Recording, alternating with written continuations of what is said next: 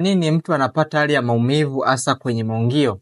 Zipo sababu nyingi sana ambazo huwa zinachangia au kupelekea mtu kupata changamoto ya namna hii. Watu wengi ambao nimekuwa nikiongea nao, zipo sababu nyingi ambazo zinapelekea wanapata changamoto za namna hiyo. Mojawapo tunasema ni umri. Kwamba umri unavyozidi kuongezeka, ule uwezo wa mwili kuzalisha uteute unaanza kupungua, ndo pale mtu anaanza kupata hali ya maumivu hasa kwenye maungio.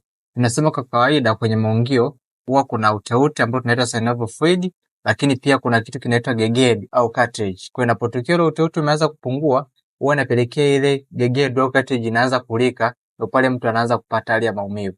Kwa sababu itapelekea kati ya mfupa mmoja na mfupa mwingine inaanza kusagana, ndio pale mtu anaanza kupata hali ya maumivu zaidi.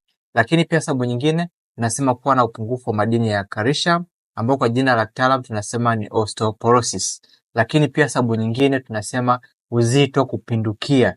Lakini pia sababu nyingine tunasema ajali. Kama ushakupata ajali kipindi cha nyuma, hiyo pia inawezekana ikawa ni sababu ambayo ikapelekea kupata hali ya maumivu hasa kwenye maungio. Lakini pia sababu nyingine tunasema kutumikisha viungo kupita kiasi. Mfano wana michezo, wana mazoezi, au mtu ambaye shughuli zake ni za kutumia nguvu zaidi.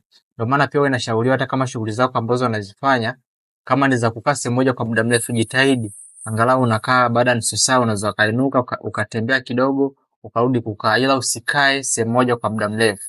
Hii itakusaidia kuondokana na changamoto ya namna hiyo. Usisahau kucomment, kushare na kulike ili wafikie watu wengi zaidi.